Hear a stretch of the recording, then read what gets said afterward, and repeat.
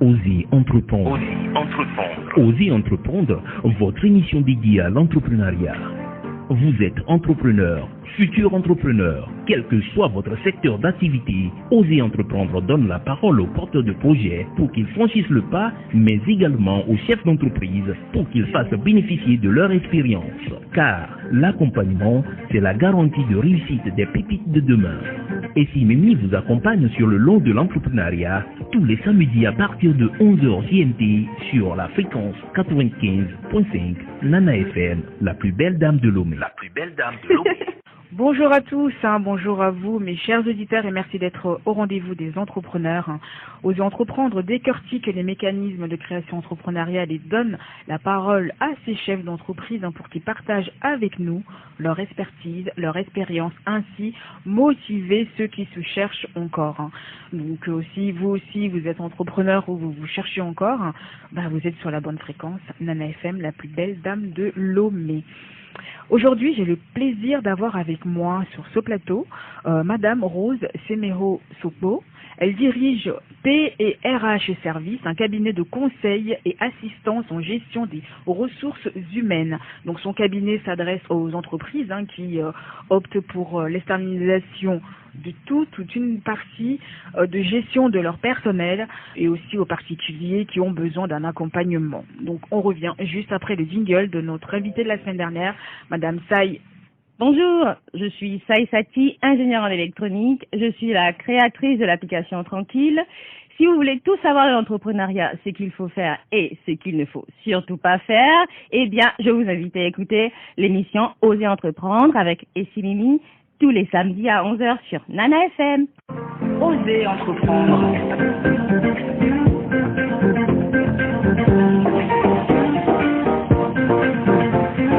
Osez entreprendre. Bonjour Madame Rose, Madame Semero Sokbo. Bienvenue chez vous. Merci, bonjour ici. Bonjour à vous, nous sommes ravis de vous avoir avec nous sur ce plateau. Donc vous dirigez le cabinet P&RH Services. Parlez-nous un peu de vous, de votre parcours et comment vous êtes arrivé dans l'entrepreneuriat. Merci. Vous me dire, je suis Rose Semero Sokbo. Je suis gestionnaire ressources humaines de formation. Je dirais que ma carrière professionnelle en tant que gestionnaire ressources humaines a débuté en 2003, alors que j'étais encore en fin de formation universitaire sur le campus de Lomé, qui était à l'époque l'université du Bénin. Et j'avais eu de petit boulot en petit boulot, j'avais décroché un travail pour la première fois en CDI, contrat à durée indéterminée. Mais là, c'était un contrat en tant qu'assistante de direction, pas en tant que gestionnaire ressources humaines. Et c'est là que tout va bouger. 2-3 mois après, il y avait mon directeur de l'époque, un Ghanéen, qui me fait appeler dans son bureau et qui me dit je vois que vous avez du potentiel. Et ça serait dingue que vous restiez là, à décrocher les appels, à transmettre les courriers. Donc, je vais vous changer de carrière. Je veux faire de vous une gestionnaire ressources humaines. C'est vrai qu'en 2003, à l'époque, la notion n'était pas aussi répandue qu'aujourd'hui. Et moi, ça me disait pas grand-chose parce que moi, j'étais étudiante en anglais. Je préparais ma maîtrise en anglais. Moi, je me voyais très bien dans mon rôle de secrétaire de direction, avec qui décrochait le service bilingue et tout. Donc, du coup, le gestionnaire ressources humaines, moi, je ne sais pas qu'est-ce que c'était. Puis, il me regarde, dit non, je sais que tu peux réussir. Vous y arriverez, je sais. Et il a donc été le premier à m'envoyer en formation rapidement, puisque le poste devait être ouvert ou bien était vacant. Donc, après, bref, c'est comme cela que j'ai débuté la carrière de RH, gestionnaire ressources humaines. Et j'avoue que j'ai pris goût quand même à la chose. Et j'assistais à l'époque un directeur ressources humaines qui était quand même chevronné. Et je salue toujours son professionnalisme en termes de partage d'expérience.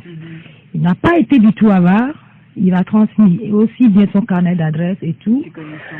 Et moi, j'ai pris goût à la chose, ce qui fait que j'ai boosté. Et après, j'avoue quand même que j'ai pu quand même décrocher mon MBA avec ESG Paris, et donc qui fait de moi une professionnelle ressources humaines. Entre-temps, après 10 années, il faut quand même que je le dise, je me suis déjà fixé pour objectif de quitter cette boîte-là après 10 ans. J'ai donc été vous avez quand même acquis pas mal d'expérience. Voilà, c'est une boîte assez réglementée, assez organisée. C'était une multinationale suisse. Je le dis souvent que la vie m'a quand même donné un petit coup de pouce en me mettant, commençant par là, parce que c'est une multinationale qui était quand même très bien organisée, qui l'est d'ailleurs toujours. Et donc, je me suis fixé déjà qu'après les 10 ans, je devais être à mon compte. Ah, bravo. Parce que ma maman étant commerçante, j'ai passé grande partie de presque toutes mes vacances au grand marché de Lomé. Et certains midis à aller faire le petit tour du marché avant de revenir au collège, quand j'étais déjà collégienne, de revenir aller au cours l'après-midi. C'est de ça que, entre le lycée et tout, donc moi, dans ma vision, c'était être commerçante, une grande commerçante. Et quand j'étais étudiante, je précise, je faisais déjà la navette entre Lomé, Accra, des fois Lomé, Cotonou, où j'allais prendre des bijoux ou alors des produits cosmétiques au Ghana que je revendais à mes camarades pour pouvoir joindre quand même les deux bouts. Donc, ma vision, c'était déjà d'être commerçante. Donc, après 10 ans, je me disais, je vais y aller. Et après 10 ans, je suis quand même partie, mais pas dans le commerce. Je suis partie dans la même profession. Oui.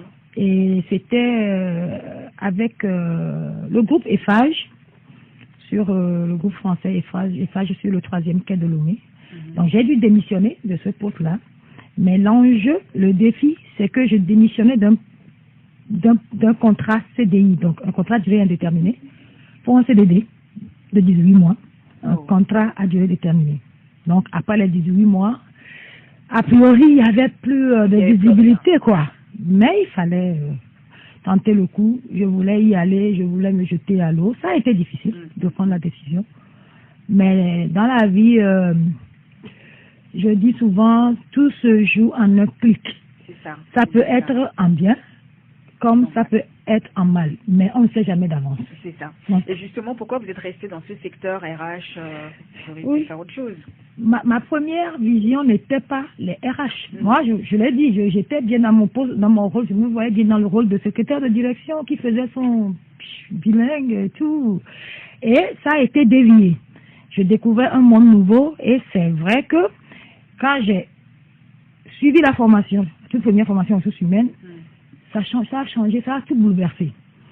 Donc, les 10 années que j'ai passées en tant qu'assistante de direction m'ont quand même donné, je peux le dire, la main et le goût à la chose. C'est ce qui va me pousser après à faire mon MBA pour valoriser mes compétences.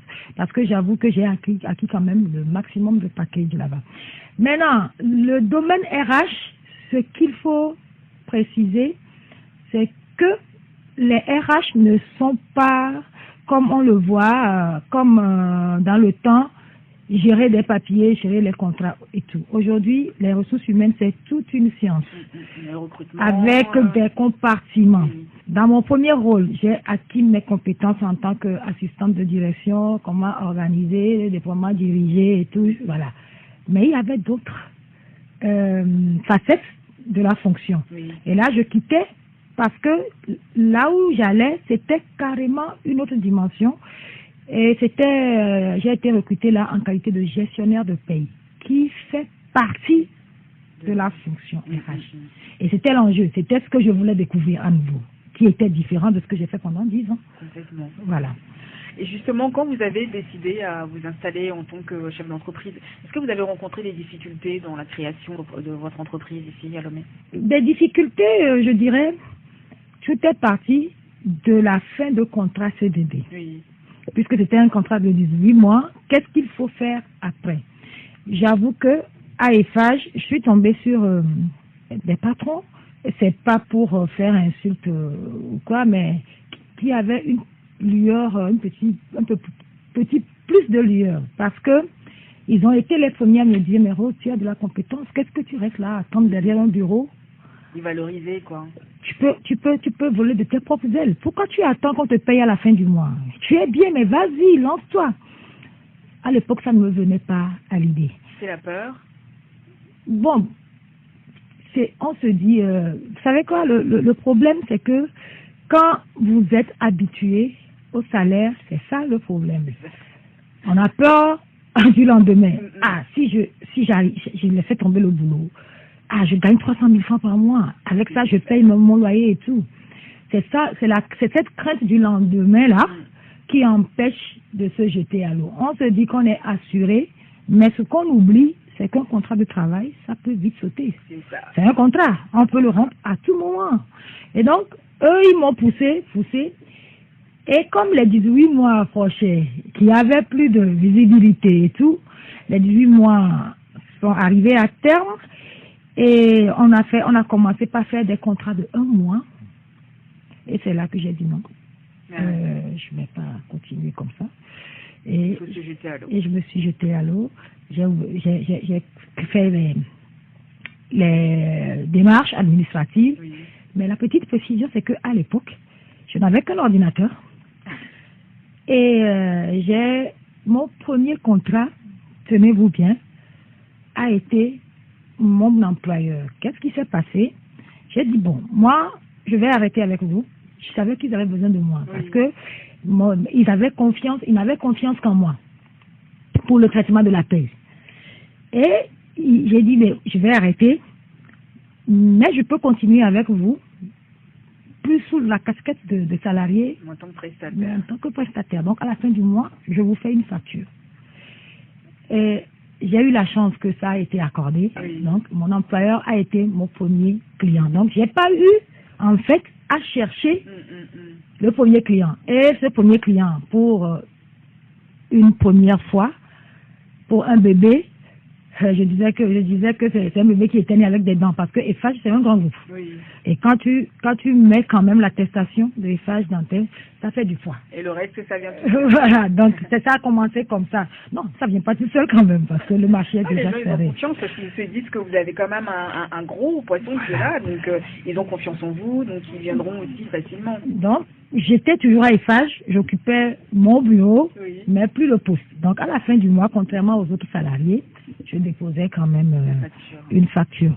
Et c'est parti comme ça, c'était le début. Et à l'époque, j'ai eu un autre contrat aussi. Et ce que je faisais, qui faisait rigoler, on se moquait, mes amis se moquaient de moi, quand les gens me demandaient un rendez-vous, est-ce qu'on pouvait se rencontrer et tout. Je n'avais pas de bureau. Oui. Puis je ne pouvais pas dire, écoutez, j'ai pas de bureau, je n'ai qu'un ordinateur. J'avais la petite astuce de dire, je vous invite au Festival des Glaces. Et tout le monde se moquait de moi, que c'était mon bureau, le bureau de Rose. Et c'est là, je me disais, bon, on va discuter autour d'un dîner, autour d'un déjeuner. Alors que c'était pas ça, c'est parce que moi, j'avais pas de bureau, je voulais pas dire que j'avais pas de bureau. Et c'est le début de cette histoire-là, de cette belle aventure. Voilà, et quelle est votre cible? Vous l'avez dit tout à l'heure, nous n'avons pas de cible particulière, puisque nos activités s'adressent à toutes les structures, quel que soit le secteur d'activité. Parce que faut noter que j'ai quand même fait divers secteurs. Oui. Je peux vous dire qu'en étant au cabinet, j'ai encore eu à retourner travailler en entreprise et à gérer. Pourquoi? Tout ce qui est secteur nouveau, ça m'intéresse. Oui. Parce que ça me permet de découvrir pour pouvoir servir d'autres qui seront des clients potentiels.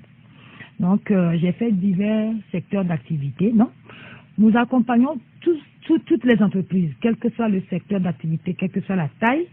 Et nous accompagnons aussi les particuliers qui ont besoin d'une assistance particulière. Par exemple, ceux qui veulent améliorer leur CV. Oui. Ceux qui veulent faire voir leur lettre de motivation pour répondre à un appel à candidature. Et éventuellement, ceux qui ont des problèmes ou bien voudraient des conseils d'accompagnement en cas de licenciement, parce qu'il y a certains qui se font licencier. Ils comprennent pas, ils ne maîtrisent pas les tests. Ils viennent vers nous, nous les accompagnons. S'il faut les diriger vers un avocat et tout. Et s'ils ne sont pas en règle, et si ce qu'il faut faire, on les accompagne aussi. Donc, notre cible, c'est autant les entreprises que les salariés. Voilà. Et vous, en tant que chef d'entreprise, comment arrivez-vous à prendre une décision difficile pour le bien-être de votre entreprise? Ça, c'est l'une des qualités d'un chef d'entreprise. L'entrepreneuriat, c'est C'est des hauts et des bas. Aujourd'hui, j'ai tendance à dire à ceux qui me demandent comment est-ce que je perçois le monde entrepreneurial, je me dis, avec mon expérience, c'est 2 ans plutôt, excusez-moi, 2 ans de réussite, 2 ans de down. Ça, c'est comme ça que je l'ai perçu. Je me dis, dans mon expérience, j'ai vu des années où ça c'est florissant. 2 ans après, ça tombe, mais le truc, c'est qu'il faut tenir. Et moi, je le dis, l'entrepreneuriat, c'est la persévérance. C'est pas une question de prendre des décisions difficiles par rapport au bien-être. On y est. Une structure, quand elle est née, elle est prévue pour durer 99 ans. C'est ce qui est dans les textes. Donc, autant, si tu fermes la première, parce qu'il y a des difficultés, tu ouvres une nouvelle, elle aura des difficultés, tu vas la fermer aussi. Donc, le truc, c'est de tenir, c'est d'être persévérant, de savoir que ça fait partie du monde entrepreneurial, les difficultés. Et puis, on s'adapte, en fait, on s'adapte aux réalités. C'est pas toujours facile. Des fois, tu seras amené même à perdre tous tes collaborateurs parce que les salaires, par exemple, en ce temps de Covid, c'est compliqué. Et tu es amené, des fois, à rompre des contrats, à te séparer de... D'abord, ça fait partie du risque de la fonction ressources humaines. Aujourd'hui, tu recrutes. On te dit, ah merci madame, vous êtes gentille. Demain, tu dis, il n'y a plus de boulot. On te traite de tous les noms d'oiseaux. Ça fait partie des risques de notre métier. Voilà. Et vous, aujourd'hui, comment vous arrivez à cibler, à convaincre vos clients, enfin vos prospects, de travailler avec vous? Il y a ce que j'appelle la confiance. La confiance, qu'est-ce que j'entends par confiance? C'est le bouche à oreille. La meilleure publicité, elle est faite par le client satisfait. La meilleure publicité, elle est faite par le salarié content. C'est ça. C'est les 2 points. Donc, tout dépend de comment le premier client a été traité. Moi, les clients que j'ai eus, avec qui j'ai eu à traiter, je peux l'avouer, ça a été toujours des recommandations. À Madame Soko, il y a tel qui m'a donné votre contact parce que j'ai besoin, voilà. Et il m'a dit, vous êtes bien en gestion des ressources humaines, je voudrais tel, je voudrais ci. Moi, c'est la première fois que je passe sur les médias, par exemple, mais j'ai quand même des clients derrière. Ah oui, ça a toujours été du bouche à oreille. À oreille. Et c'est ce que je dis. Quand on s'y met, moi, j'ai quand même cette tendance-là à prendre le travail sérieux. Non, pas au sérieux. Non. Comme si c'était ma propre boîte. C'est-à-dire, vous me confiez le dossier de votre structure, je le traite comme si c'était ma structure. Je ne traite pas comme si c'était un client. Un client, d'accord. Voilà. Et donc, j'ai pas vraiment eu de... C'est vrai, j'aurais aimé avoir un portefeuille plus dense. Mais aujourd'hui, tout ce que j'ai, ça a été de bouche à oreille. Il y a quelques-uns vers qui je suis allée naturellement et qui ont quand même voulu tenter le coup, voir ce que vous savez faire, mais ils ne sont pas aussi... le pourcentage n'est pas aussi élevé comparé à ceux qui sont venus vers moi par recommandation. Parce qu'un client les a recommandés. D'accord. Et quels sont les critères de recrutement des gestionnaires en ressources humaines? Les critères de recrutement des gestionnaires eux-mêmes. Des gens que vous recrutez pour pouvoir les placer? Non, en fait, quand on fait le placement, nous, comme nous parlons de placement de personnel et intérim, ça fait partie de nos activités. Ce n'est pas des gestionnaires, ce n'est pas que des gestionnaires ressources humaines. Ce que nous entendons par placement de personnel et intérim, c'est de la gestion externalisée d'effectifs. Qu'est-ce que c'est? C'est comme vous faites une location de véhicule, par exemple. Vous avez votre business, vous êtes spécialisé, par exemple, dans, je sais pas, je prends un truc banal, dans la technologie. Et vous avez besoin quand même d'un agent d'entretien, d'un agent de sécurité, vous avez besoin d'un secrétaire et tout, qui n'est pas du tout de votre domaine d'activité que nous appelons core business. Donc, vous n'avez pas à gérer ce beau monde-là parce que c'est les paperasses et tout, c'est pas votre compétence. Et vous demandez au cabinet PRH de mettre ce personnel-là à votre disposition. Nous avons partout dans le... Bon. C'est maintenant notre portefeuille. Oui. Nous recrutons ou alors nous en avons sur place. Nous le mettons à votre disposition. Et vous l'employez en tant qu'entreprise utilisatrice. C'est comme si vous étiez un locataire. Donc ce n'est pas que des gestionnaires ressources humaines qu'on place. C'est tout ce qu'il y a comme profil professionnel, nous mettons à disposition. D'accord. Le truc derrière, c'est que ce personnel-là, il ne dépend pas de vous administrativement. Vous ne le payez pas à la fin du mois. Vous n'avez rien à voir avec lui en termes de contrat de travail. Il vient, il travaille. Ce que vous avez qui vous concerne au regard de la loi, c'est que vous avez la partie opérationnelle. C'est à vous de lui dire comment il fait. Mais la partie administrative relève de toute la gestion de PRH service. Donc les congés, tout ce qui est permission, tout ça là, c'est PRH qui discute avec. Donc c'est ce que nous appelons placement. Donc tout ce qui est, même les profils rares, par exemple vous avez un profil rare que vous n'arrivez pas à trouver sur le marché, vous vous adressez à PRH et nous faisons le boulot. Nous mettons ce personnel à disposition. D'accord. Et du coup, ces personnels-là, vous les formez en interne avant Oui. D'accord. S'il y a besoin d'être formé, il y a toujours, d'abord, on les recrute toujours comme un recrutement normal si nous ne l'avons pas sous la main. Mais il y a toujours un petit recyclage qui se fait. Oui. Et de temps en temps, il y a des visites inopinées qui se font sur le lieu de travail pour voir si tout va bien. Et il y a derrière aussi des entretiens avec le chef d'entreprise pour voir si c'est bon. Malheureusement, il y en a qui ne sont pas satisfaits. Vous diront, ça peut-être ne me plaît pas, il me plaît pas, il me plaît pas. Et vous le remplacez. Puisque c'est comme un véhicule, excusez-moi. Si ça ne marche pas, ça ne marche pas. Ça ne marche pas. Voilà. Mais dites-nous, Madame Sopo, l'entrepreneuriat des jeunes est une solution pour sortir du chômage? On pousse énormément de jeunes à entreprendre, mais est-ce que c'est une solution? Bon, excusez-moi, je ne vais pas toujours dans ce sens-là, parce que il y a cet adage-là qui dit celui qui n'a jamais été dirigé ne pourra pas diriger. Celui qui n'a jamais accepté d'être dirigé ne pourra pas diriger. Quand on parle entrepreneuriat, c'est vrai, mais quelle est la base pour nos jeunes? Ça sert à rien que le jeune ils prennent ces petits fonds pour jeter dans un projet, et 3 ans après, c'est la mer constante. Vous allez auprès des banques. Pourquoi aujourd'hui même les banques n'arrivent pas à soutenir les petites entreprises et tout? C'est parce que 3 ans après, ça tombe à l'eau. Le gars, il se débat. Pourquoi? Le bagage derrière.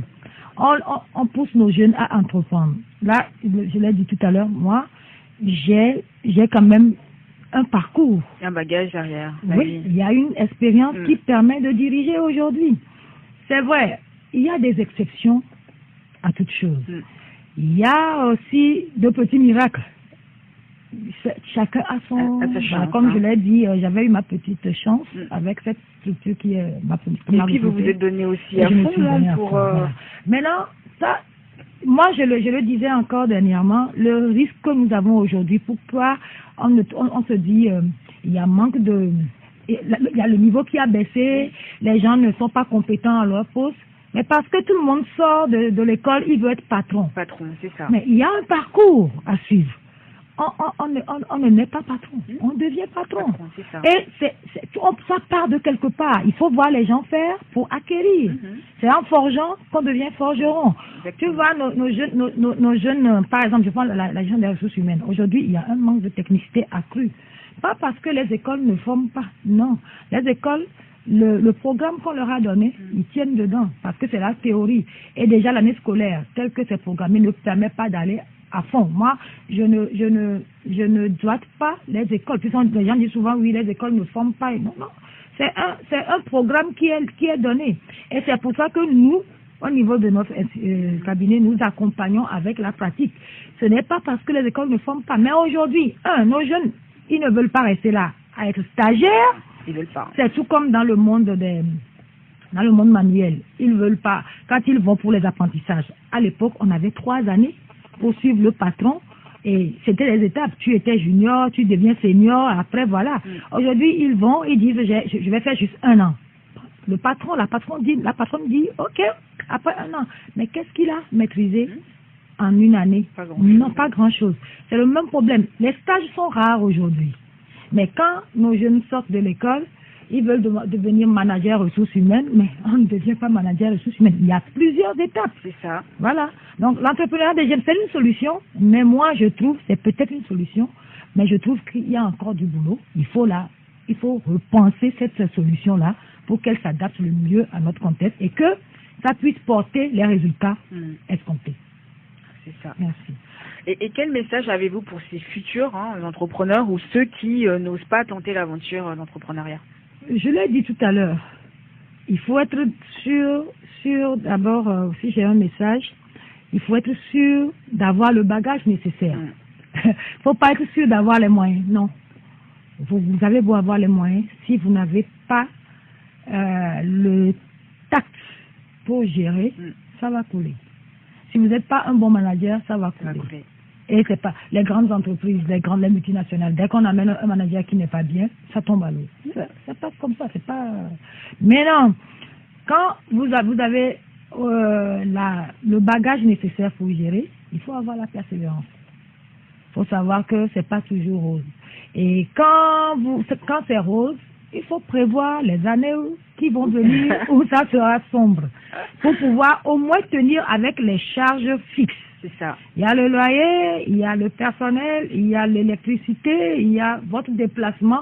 Même si vous devez vous séparer de tous vos collaborateurs, pensez au moins à avoir quelque chose qui puisse vous permettre de payer au moins ces charges-là jusqu'à ce que la nouvelle année de floraison arrive. Parce que c'est comme ça. C'est comme ça. Bon, ceux qui, même les plus richissimes, ils vous diront, ils ont des périodes où ça ne marche pas. Oui. Donc quand ça marche, qu'ils prévoient. Il y a d'abord le bagage, moi c'est mon message. Soyez sûr d'avoir le bagage. Soyez sûr d'avoir le bagage. Et puis, soyez sûr d'être persévérant. Ou bien apprenez à être persévérant et sachez programmer le futur. Voilà. Où peut-on vous trouver? Je réponds au 90 71 29 16 et nous sommes situés sur les pavés qui vont du marché de Baie au marché d'Akore-Sewa. Ça, c'est le boulevard Félix Oufo-Boigny. Oui, non loin de la clinique Baroué. Enfin, pas très loin de la clinique Baroué. On va répéter le numéro pour eux. Le 90 71 29 16. Ou sinon sur les réseaux. Ou sur les réseaux. Nous avons notre site web aussi. www.prh- pas le tiret de 8, le tiret de 6, service avec S à la fin.com. Donc, www.prh-normal, service avec S à la fin.com. Un grand merci à vous d'avoir répondu et de nous avoir accordé du temps sur Nana FM. Écoutez, bon vent. J'espère que on sera votre futur client. Merci, je crois, Médoc. Allez, merci aussi. Voilà, c'est fini pour aujourd'hui. Donc, si vous aussi, vous souhaitez vous exprimer dans l'émission Osez Entreprendre, appelez-nous au 79 84 27 52 ou sinon, envoyez-nous juste un email à osezentreprendre228@gmail.com. Merci à vous tous qui nous suivez chaque samedi ici sur la plus belle dame de Lomé. Merci pour votre confiance et votre fidélité. Merci à Stan à la réalisation, merci à mon collabo Faustin, merci à Cathy, merci à notre partenaire média l'éveil de la nation, merci à Fleur Digital Impact. J'embrasse mes parents, je suis Essie Mimi sur Nana FM, la plus belle dame de Lomé. À la semaine prochaine, bye bye.